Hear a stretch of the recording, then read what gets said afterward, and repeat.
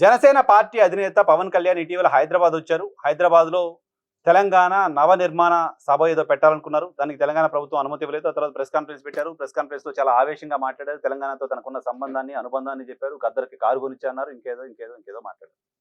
మాట్లాడిన సందర్భంగా తెలంగాణ ఎన్నికల్లో నేను పోటీ చేస్తాను. ఎవరు ఆపుతారో చూస్తాను అన్నారు. తెలంగాణ మీ అయ్య జాగీరా అంటూ కూడా మాట్లాడారు. దీనిపైన చాలా పెద్ద ఎత్తున విమర్శలొచ్చాయి. ఎవరయ్యా జాగీర్ కాదు. ఎవరైనా పోటీ చేయొచ్చు ప్రజాస్వామ్యంలో. ఎవరు తప్పు పట్టాల్సిన అవసరం లేదు. కానీ తెలంగాణతో మీకున్న అనుబంధం ఏంటి? తెలంగాణ పైన మీకున్న ఆర్తి ఏంటి? తెలంగాణ పట్ల మీకున్న కమిట్మెంట్ ఏంటి? అంటూ చాలా మంది తెలంగాణ వాదులు ఆయన్ని అడుగుతూ వచ్చారు. అడుగుతూ వచ్చిన సందర్భంగా ఇంకా విమర్శలు వేడి పెంచారు. తెలంగాణకు సంబంధించిన మేధావుల పైన, తెలంగాణకు సంబంధించిన జర్నలిస్టుల పైన జనసేన పార్టీకి సంబంధించిన నాయకులు, జనసేన పార్టీకి సంబంధించిన సోషల్ మీడియా అటాక్ చేస్తూ వచ్చారు. పవన్ ఎలా ప్రశ్నిస్తారు అంటూ మాట్లాడుతూ వచ్చారు. పవన్ ప్రశ్నించవచ్చు కానీ పవన్ ఎవరు ప్రశ్నించకూడదు అంటూ సోషల్ మీడియాలో తీవ్ర విమర్శలు చేస్తూ వచ్చారు.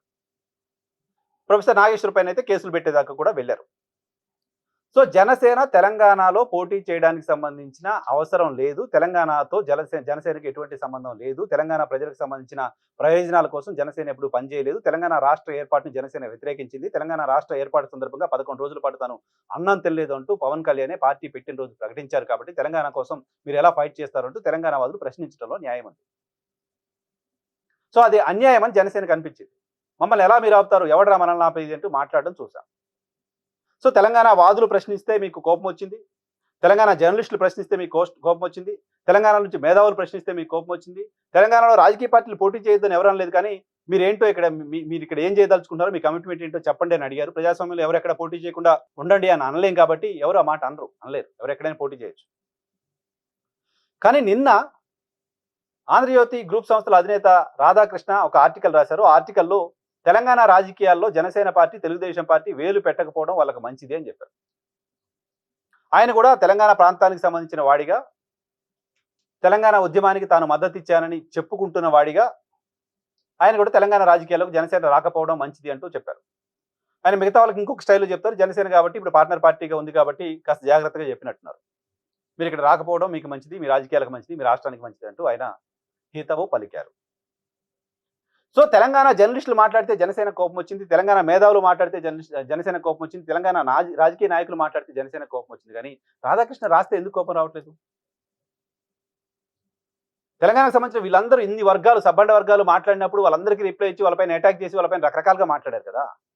మీరు ఈ రాష్ట్రానికి రాకపోవడం మీకు మంచిదిరా బాబు అంటూ మీకు సలహా ఇచ్చారు ఆయన. ఉందా, బాగుందా, సలహా నచ్చిందా, పాటిస్తున్నారా? సలహా నచ్చలేదా, విమర్శిస్తున్నారా? ఏదో ఒకటి ఉండాలి కదా. రాధాకృష్ణ ఏమైనా అనొచ్చు, మేము ఆయన మాట్లాడడం, ఆయన పైన విమర్శలు చేయం అనేమన్నా అనుకుంటున్నారా? ప్రకాష్ రాజ్ ఒక ట్వీట్ పెట్టారు. ప్రకాష్ రాజ్ పెట్టిన ట్వీటు ప్రశ్నించకుండా ఎలా ఉంటాం, నాయకులను ప్రశ్నిస్తాం కదా అంటే ఆయన ట్వీట్ పెడితే నాగబాబు గారి కోపం వచ్చింది. ఆయన ట్వీట్ పెట్టారు. ఆయన ఇంకేదో అన్నారు. ప్రకాష్ రాజ్ అయితే అసలు నువ్వు రాష్ట్రం ఓడివా, నువ్వెవడరా ప్రశ్నించడానికి అన్నారు. పవన్ కళ్యాణ్ నువ్వు ఈ రాష్ట్రం ఓడివా, నువ్వెవడరా ఇక్కడ పోటీ చేయడానికి ఎవరు అనలేము, ఎందుకంటే ప్రజాస్వామ్యం కాబట్టి. ప్రకాష్ రాజ్ ప్రశ్నిస్తే నువ్వు ఈ రాష్ట్రం ఓడివా అని అడుగుతున్నారు. బట్ పవన్ కళ్యాణ్ ఎవరు అట్లా ప్రశ్నించకూడదు. పవన్ కళ్యాణ్ ట్వీట్ పెడితే కోపం వచ్చింది, రాధాకృష్ణ ఆర్టికల్ రాస్తే ఎందుకు కోపం రావట్లేదు? ప్రకాష్ రాజ్ ట్వీట్కి స్పందించారు, తెలంగాణ జర్నలిస్టుల ట్వీట్లకి, మాటలకి స్పందించారు. రాధాకృష్ణ రాతలకు ఎందుకు స్పందించట్లేదు? ప్రొఫెసర్ నాగేశ్వర్ మాట్లాడిన మాటలు అంత కోపం తెచ్చి మీకు ఇక్కడ పోటీ చేయాలని ఆలోచన తెచ్చి ఎన్నికల మూడేళ్ల ముందే వచ్చి ఇక్కడ పోటీ చేస్తామంటూ ప్రకటనలు చేసి మనల్ని ఎవడరా ఆపేది అంటూ డైలాగులు కొట్టేళ్ళారే. ఇదే రాధాకృష్ణ తెలంగాణ ముఖ్యమంత్రిగా ఉన్న కేసీఆర్ ఆ రోజుల్లో పవన్ కళ్యాణ్కి 1000 కోట్ల ఆఫర్ ఇచ్చారు, ఆంధ్రప్రదేశ్లో పోటీకి సంబంధించి 1000 కోట్ల ఆఫర్ ఇచ్చారు అంటూ నేరుగా ఒక ఆర్టికల్లో రాసేస్తే ఆ రోజు మీకు ఎవరికి కోపం రాలే? ఆ రోజు మీరు ఎవరు కేసులు పెట్టాలనుకోలే? ఆ రోజు మీకు ఎక్కడ క్యారెక్టర్ అసాసినేషన్ అనిపించలా? ఆ రోజు మీకు ఎక్కడ తప్పు అనిపించలా? ఆ రోజు ఆయన రాసిన దానికి నాగేశ్వర్ మాట్లాడిన దానికి ఏం తేడా ఉంది? అది నేను ఒక ఎగ్జాంపుల్ చెప్తున్నాను మీకు. అటువంటి 100 రాశారు ఆయన మీ పైన, కొన్ని వందలు రాశారు. అటువంటి తెలంగాణ వాదులు ఈజీగా అలుసుగా దొరికారా? తెలంగాణ జర్నలిస్టులు ఈజీగా అలుసుగా దొరికారా? తెలంగాణ ఉద్యమకారులు ఈజీగా అలుసుగా దొరికారా మీరు విమర్శలు చేయడానికి, అటాక్ చేయడానికి, మాట్లాడడానికి? రాధాకృష్ణ అంటే మాత్రం భయమా? రాధాకృష్ణ ఆర్టికల్ రాసిన తర్వాత కనీసం స్పందించదు. జనసేన పార్టీ వర్షనే ఉండదా? జనసేన పార్టీ నుంచి ఎవరు మాట్లాడరా? మీరెవరు మమ్మల్ని వద్దనడానికి? మా పార్టీకి ఒక విధానం ఉంటుంది, మేము ఎక్కడ పోటీ చేయాలో మేము పార్టీలో నిర్ణయం తీసుకొని మా పార్టీ అధినేత ప్రకటిస్తారు.